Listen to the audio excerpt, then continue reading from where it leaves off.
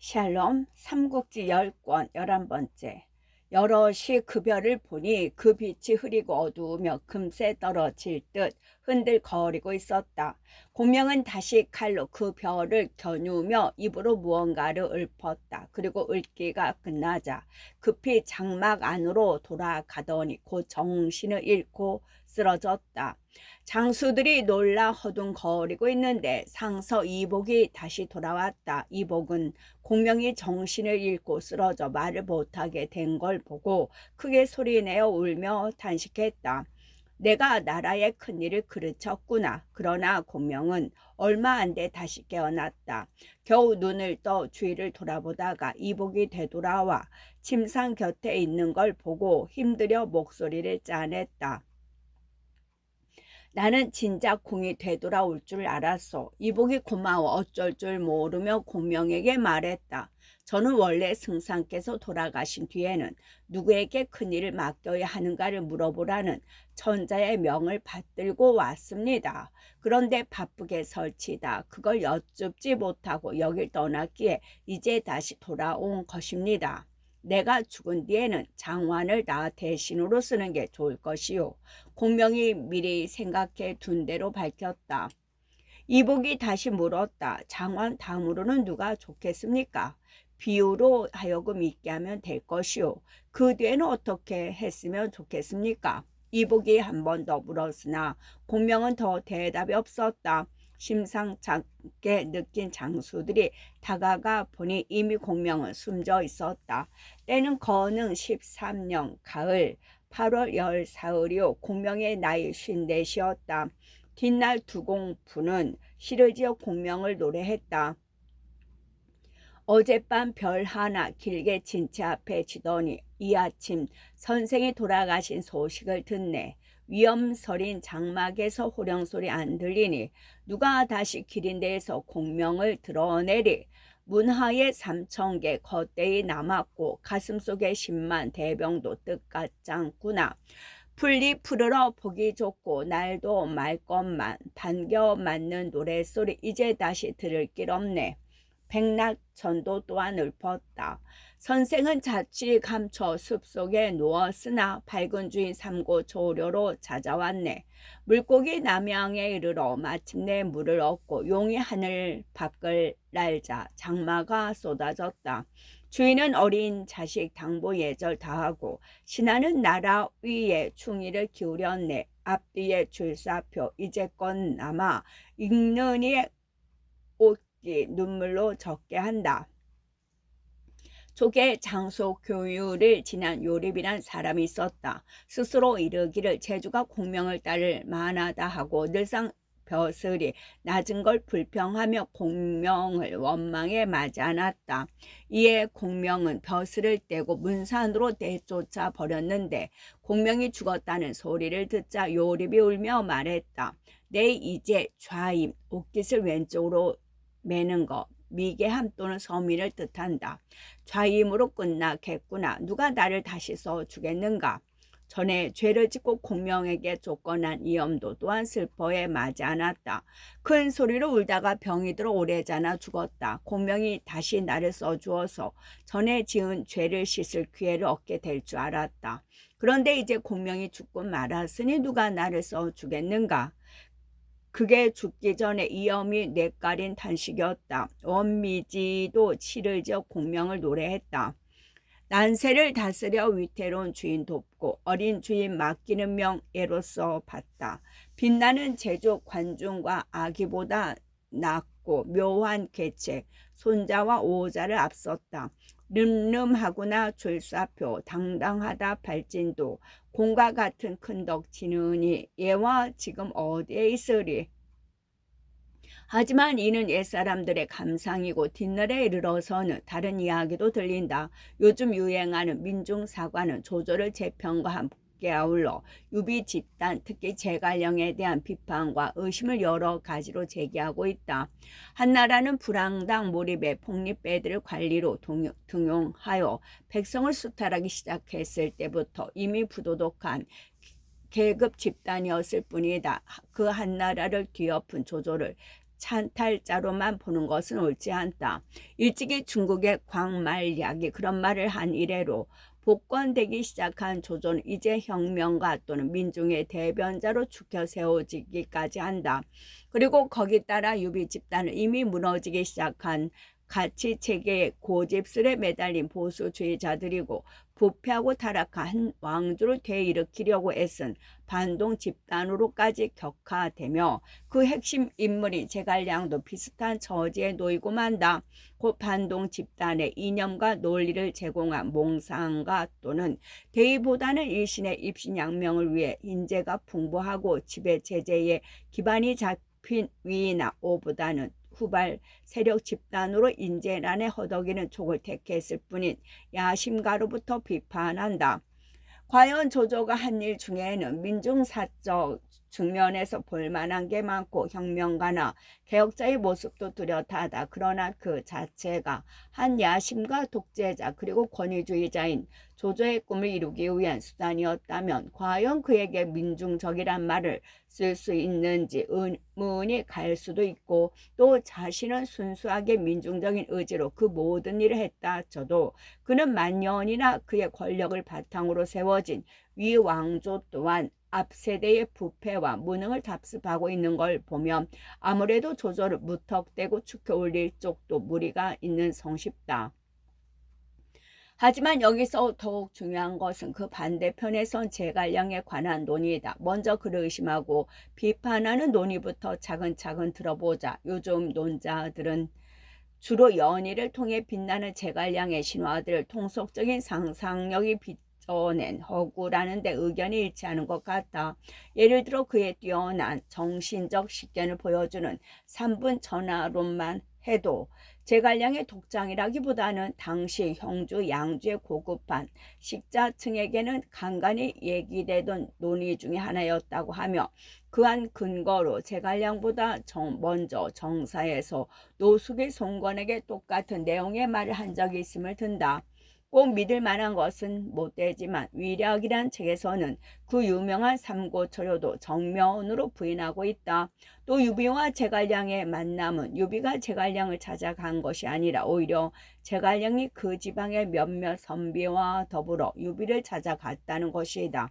유비가 제갈량을 찾아간 것은 그때 보여준 제갈량의 남다른 식견에 반한 뒤이며, 제갈량은 다만 그 뒤에 있을 삼고초려만을 줄사표에 실어 스스로를 높였을 뿐이라는 얘기가 된다. 그 다음 흔히 제갈량을 세속적인 야심가로 의심하는 데 쓰는 근거로는 관우와 형주 문제가 있다. 제갈량이 나타나기 전 유비 집단의 2인자는 어김없는 관우였다. 도원결의 자체는 정말로 있었는지 모르나 관우는 어쨌든 유비와 한 밥상에서 먹고 한 침상에서 자는 형제와 같은 사이였고, 형주를 점령할 때까지만 해도 주도적인 입장에 있었던 것으로 보인다. 그런데 그 관우와의 권력 투쟁에서 제갈량이 최초로 우위를 차지한 것은 화용도 사건 뒤였다. 관우의 성격이나 조조의 잔존 세력으로 보아 도저히 불가능한 일을 관우에게 떠맡기고 굴복을 강요했던 것이다. 서천 정벌에서 관우를 뺀 것은 부득이했다. 저도 서천 정벌이 완료된 뒤까지 관우가 있는 형주를 소홀히 한 데에서도 권력 투쟁의 그림자를 찾는 사람도 있다. 또 형주는 초기 중원을 적극적으로 공략하기 위해서 없어서는 안 될 군사적 요충인데도 관우로 하여금 거의 독립 세력으로 무리한 대위 전쟁을 벌이게 한 것은 잘 납득이 가지 않는다는 뜻이다. 관우가 서천 공략에 성공한 제갈량에 대한 경쟁 심리로 무모한 싸움을 시작했는지 정말로 제갈량이 부추겼는지는 명백하지 않고, 설령 제갈량이 도우려 해도 유원, 유장 두 부자가 20년이나 잘 다스려온 땅을 방금 빼앗은 뒤라 실로 그럴 힘이 없었을는지도 모르지만 확실히 의심이 가는 구석은 있다. 첫 번째 기산으로 갔을 때 위원의 제안을 물리친 것과도 다른 해석이 있다. 촉과 위는 국력이 거의 10배나 차이가 나서 제갈량이 시종한 정교전보다 위원의 제안 같은 기습의 효과를 볼 수도 있었다는 주장이다. 가정 같은 군사적 요청을 마속 같은 애송이에게 개인적인 신임만으로 맡긴 것도 용맹술의 자질을 의심케 하는 일이며, 열세인 군사로 여러 번의 싸움에서 한결같이 정규 전만 고집하고 있는 것도 뛰어난 전략적 재능과는 멀어 보인다. 연희에서는 신비한 위력을 보인 팔진도라는 것도 실전에서는 거의 쓸모가 없는 것으로 밝혀지고 있고, 모구, 유마, 연노 같은 무기도 개량한 공은 있을지 모르되 군사적인 천재의 근거로는 아무런 가치가 없다는 편이 옳다. 거기다가 연희에서 보이는 술사나 이인 같은 일면은 제갈량의 신화를 더욱 신비성 없이 만들고 있다. 그는 바람을 빌고 신장을 부리며 하늘의 별을 떨어지지 않게 붙들어 놓는다. 그를 죽이기 위한 문사의 발상은 과학과 합리의 시대에 이르러서는 원래 있던 제갈량의 비범함까지 의심쩍게 만들어버린 셈이다. 하지만 조조를 부턱대고 민중적인 영웅으로 죽여올리는데 무리가 있는 것처럼 제갈량은 턱없이 깎아내리는 것도 무리 이기는 마찬가지인 성쉽다. 그 첫 번째 근거는 정사에서의 비중이다. 시대가 달라지고 사관이 바뀌었다고는 하나 진수의 삼국지를 비롯해 대부분의 사서는 그 시대를 기록함에 있어 제갈량의 선조인 유비보다 많은 지면을 할애하고 있다. 또 진수는 바로 그 제갈량에게 죽음을 당한 진식의 아들이면서 제갈량에 대해 이런 평을 남겨놓고 있다. 제갈량은 나라의 승상으로서 백성을 따뜻이 어루만지며 예의와 규범을 보여주었으며, 벼슬 자리를 줄여 백성의 짐을 덜고 권위와 제도를 따랐다. 충성을 다해 나라의 보탬이 된 자는 비록 원수일지라도 반드시 상을 주었고, 법을 어기거나 이를 게을리한 자는 비록 가까운 이라도 반드시 벌을 주었다.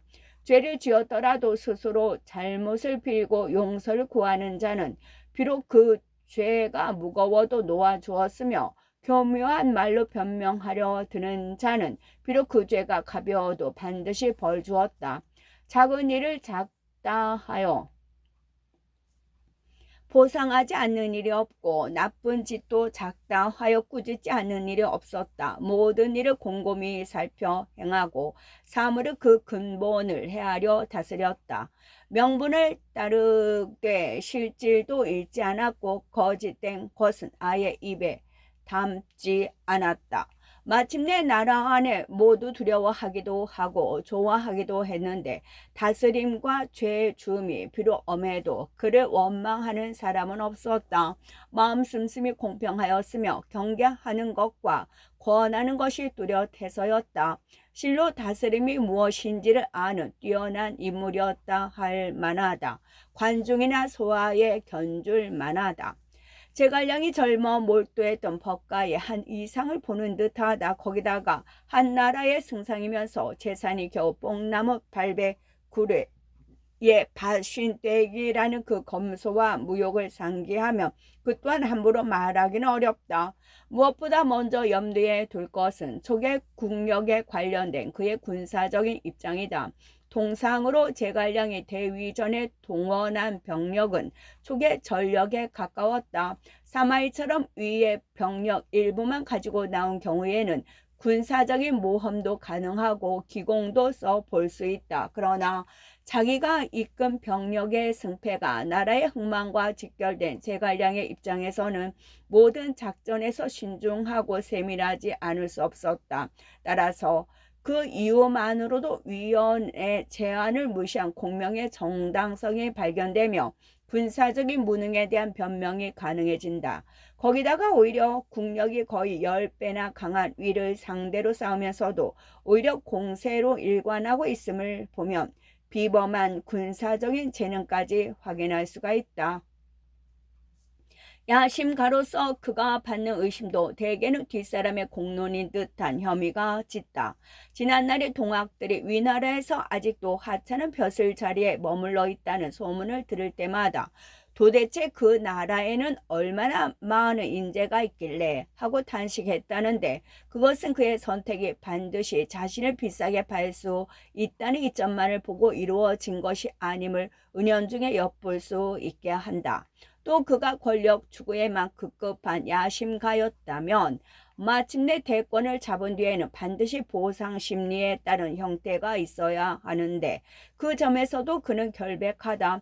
허수아비 같은 후주에게 그가 바친 충성이나 세속적인 욕망에서 조연했던 일상생활만으로도 변호는 충분하다. 관우와의 권력 투쟁은 설령 있었다 하더라도 개인적인 권력욕보다는 한 법가로서 통치체제의 수립을 위한 것이었으리라. 형주 문제도 그렇다. 당시 그가 정벌을 끝낸 서촉은 위원과 위장의 20년 통치가 있었던 땅인데 특히 위원은 한때 그 덕망으로 천자에 추대될 뻔했던 인물로서 그 땅 백성들의 숭황을 받았다. 공명이 관우를 돌아가고 싶어도 있을지 모르는 유장파의 저항 때문에 함부로 서천을 비울 수가 없었다는 편이 옳다. 그의 보수적인 측면 또는 반동적인 이상에 대해서도 그리 함부로 말할 성질은 아닌 듯 싶다. 보수와 진보, 혁명적인 것과 반동적인 것은 그 사람의 기질이나 성장 환경 또는 이념 형성 과정의 문제지 정부나 선악의 문제는 아니다. 더구나 근 2년 뒤의 사람으로서 오직 자기가 살고 있는 시대의 의지에 옛사람의 이상을 평하는 것은 온당하지 않을 뿐더러 위험스러우기까지 하다. 그 경우 대개는 역사보다는 현실의 목적성에 기울어져 옛사람의 생각 그 자체보다는 현재 그 자신의 주장을 선전하거나 강요하는 것이 지나지 않기 때문이다. 뛰어난 발명가나 신비한 술사로서 묘사도 반드시 제갈량의 면모를 손상시키는 것은 아니다. 무게우열이 전쟁의 승패에 큰 영향을 미치는 것을 생각하면 그게 실질적이다. 일기예보다 겨우 매우 중요해서 2차 대전 때의 몇몇 전투는 바로 그 일기예보에 승패가 달렸던 것으로 알려져 있다. 더구나 옛 중국의 병가들은 천시 또는 질이라는 이름으로 지형과 기후를 중히 여긴 전통이 있고 제갈량도 마찬가지여서 거기 관한 세밀한 관찰과 정보 수집을 게을리하지 않았을 것이다. 따라서 어떤 지역의 특정한 기상 상태는 단기적으로 예보가 가능했을 것이며 그 예보를 전쟁에서 활용한 걸 신화화한 것이 연희에서 보는 제갈량의 신통령으로 보아 크게 들리지 않는다. 실제로 적벽 대전을 앞두고 그가 빌었다는 동남풍은 해마다 그 무렵 양자강 일대에 있는 무역풍의 일종이라는 말도 있다. 그 일대에서 살아온 그는 일찍이 그런 현상을 관찰해 두었다가 필요할 때에 알맞은 연출과 함께 활용한 것이라는 게 뒷사람의 추측이다. 따라서 다시 한번 제갈량의 상을 맞춰보면 그는 군주의 뛰어난 보좌역이며 미참모 명재상 명문장가였고 당대 최고봉의 병가인 동시에 법가로서의 이상을 성공적으로 구현한 보기 드문 인물이었다. 이런 면 때문에 그의 정치 이상의 비판적이었던 괄막약도 남양에 있는 제갈량의 초당터의 3대 대일인 하은주나라 이후 최고의 인물이란 친비를 남겼을 것이다. 뒷사람의 부질없는 논의는 다만 제갈량이라는 흔치 않은 역사의 석상을 스쳐가는 세월의 비바람이요 고색창연함을 더하며 쌓이는 먼지와 이끼일 따름이다. 공명은 충무 후로 정군산에 눕고 공명은 충무 후로 정군산에 눕고 공명이 죽던 날 밤 하늘은 시름하는 듯하고 땅도 안타까워하는 듯했다. 달조차 빛을 잃은 가운데 공명의 외로운 넋은 하늘로 돌아갔다. 강의와 양의는 공명이 죽기 전에 이른 말을 지켜 함부로 울지도 못했다. 시킨 대로 시신을 염해 미리 정한 상자에 넣고 장졸 300으로 하여금 지키게 했다. 그게 끝나자 다음으로 급한 것은 군사를 물리는 일이었다. 강희와 양의는 위원에게 가만히 영을 내려 뒤쫓는 적을 막게 하고 이곳저곳의 진체를 하나씩 하나씩 뜯어 물러나기 시작했다. 하지만 사마이도 자고만 있지는 않았다. 그날 밤 홀로 천문을 보고 있는데 문득 한 큰 별 한 개가 삐죽삐죽 붉은 빛을 품으며 동북쪽에서 서북쪽으로 흘러갔다. 사마이가 눈길로 뒤따르니 그 별은 3번이나 촉군의 영체 안에 떨어지는가 싶더니 다시 솟으며 은은한 소리까지 냈다. 사마이가 놀라우면서도 기뻐 소리쳤다. 공명이 죽었구나. 공명이 넋이 떨어지는 별을 하늘에 비끄러매도 사마이는 한눈에 그의 죽음을 알아보았다. 사마이는 곧 영을 내려 모든 군사를 이끌고 물러가는 촉군을 뒤쫓기 시작했다. 그러나 막 진문을 나서려니 또다시 걱정이 되었다. 공명은 육정육갑의 술법을 잘한다. 요즘 내가 나가서 싸우지 않자 그 술법을 부려 자신이 죽은 채 하며 나를 끌어내려는 게 아닐까. 그렇다면 턱없이 뒤쫓다가는 반드시 그의 계책에 떨어지고 만다. 그런 생각으로 말머리를 돌려 진체 안으로 들어가 다시 나오려 들지 않았다. 다만 하우페를 시켜 몇십 끼를 이끌고 오장원으로 가서 몰래 살펴보게 했을 따름이었다. 한편 자기 진체에서 잠을 자던 위원은 공명이 죽던 날 밤 이상한 꿈을 꾸었다. 머리에 뿔 2개가 돋는 꿈인데 깨고 나도 매우 개적었다. 이에 이튿날 아침 행군사마 조직이 들어오자 그를 잡고 물었다. 그대가 주역의 이치에 매우 발단이 한 가지 묻겠소. 내가 어젯밤 꿈을 꾸었는데 머리에 뿔 2개가 돋는 것이었소. 그 꿈이 길한지 흉한지 알 수 없으니 그대가 한번 풀어보구려. 그러자 조직이 한참이나 생각하다 대답했다.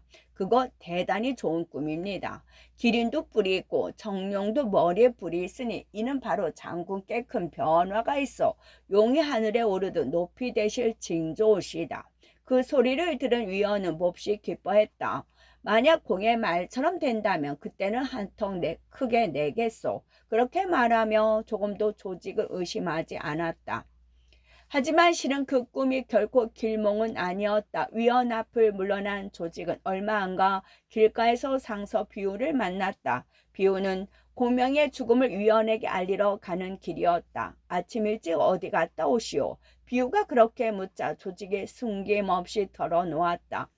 위 문장의 영체에 갔다가 그 꿈풀이를 해주고 오는 길입니다. 그가 말하기를 머리에 뿔 2개가 돋는 꿈을 꾸었는데 그게 길한지 흉한지를 알려달라 하더군요. 그 꿈이 결코 좋은 꿈이 아니었으나 바른 대로 말했다가는 배겨나기 어려울 것 같아 기름과 정령으로 둘러대 좋은 말로 풀어주었습니다.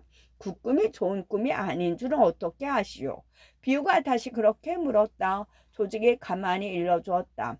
뿔 각자는 칼도 밑에 쓸 용이 있는 것입니다. 머리에 칼이 쓰이게 되는 게 어찌 좋은 꿈일 수 있겠습니까? 그 말에 비유도 섬뜩한지 정색을 짓더니 문득 조직에게 당부했다.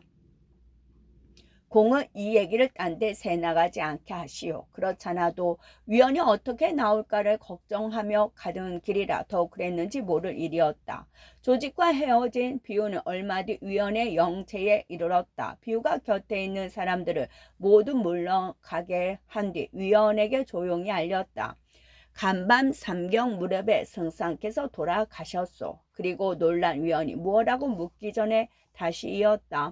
승상께서 돌아가시면서 2번, 3번 당부하시기를 장군은 뒤를 맡아 사마이를 맡게 하고 군사를 천천히 물리되 발상을 하지 말라 하셨소. 여기 병부가 있으니 어서 군사를 움직이도록 하시오. 비유가 거기까지 말하자 위원이 불쑥 물었다. 승상이 하던 일은 누가 맡게 되는 거요? 그 말투가 참으 거칠었으나 비유가 기죽지 않고 꼿꼿이 말했다.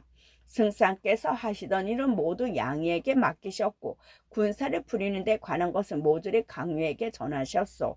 지금 이 병부는 양이로부터 나온 영이요. 그러자 위원이 성난 얼굴로 소리쳤다.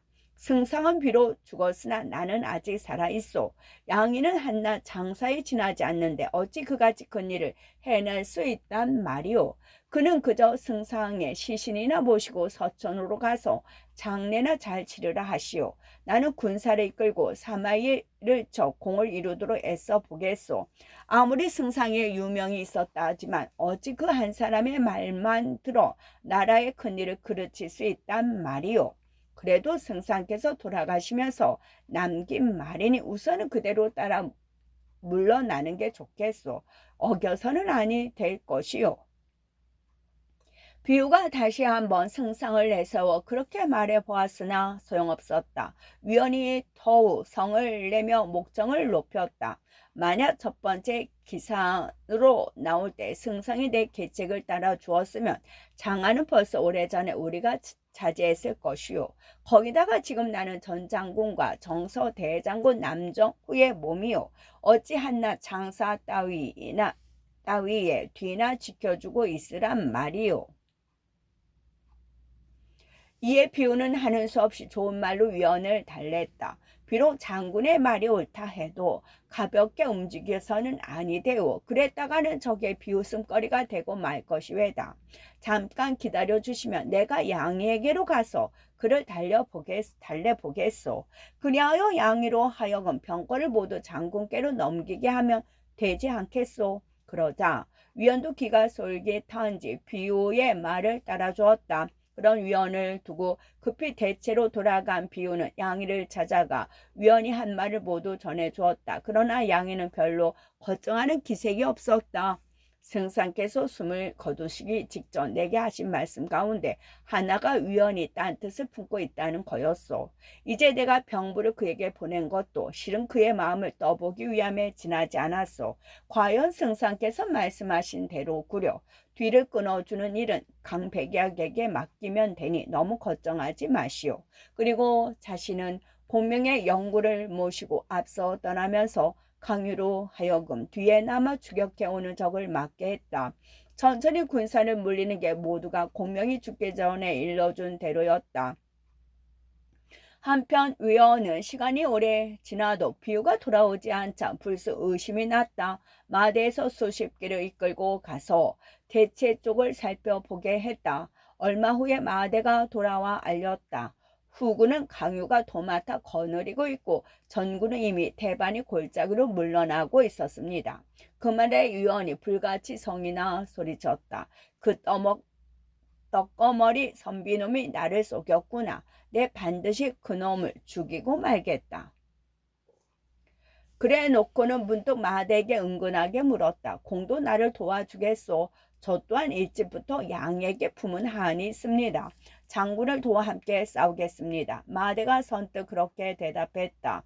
위원은 몹시 기뻐하며 얼른 진체를 거느린 뒤에 거느린 군사를 모두 이끌고 남쪽으로 달려갔다. 그 무렵 사마이가 보낸 하우페도 오장원에 이르렀다. 하우페는 거기에 족병이 한 사람도 없는 걸 보자 얼른 사마이에게 돌아가 알렸다. 족병은 이미 모두 물러가고 없었습니다. 그제야 사마이가 발을 구르며 안타까워했다. 공명이 정말로 죽었구나. 어서 족병을 뒤쫓도록 하라. 하우페가 오히려 그렇게 서두르는 사마이를 말렸다.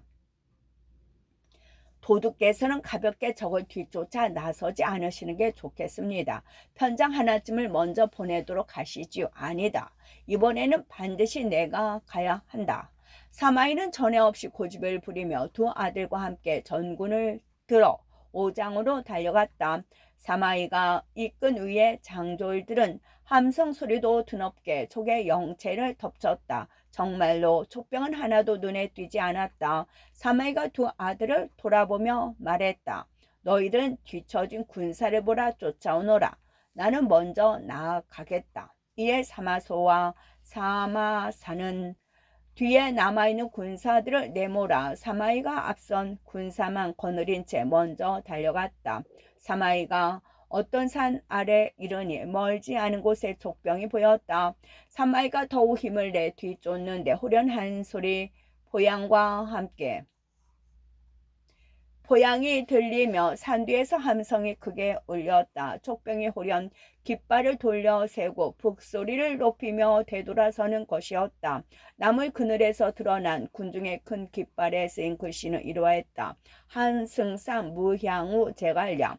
그걸 보고 깜짝 놀란 사마이는 낯빛이 싹 변했다. 잠시 아득했다가 겨우 정신을 가다듬어 보니 중군 속에서 수십 명의 상장이 네 바퀴 수레 하나를 밀고 나오는 게 눈에 띄었다. 그 수레 위에 앉은 것은 놀랍게도 검은 띠 두른 학창의 윤건 쓰고 깃털 부채를 든 공명이었다.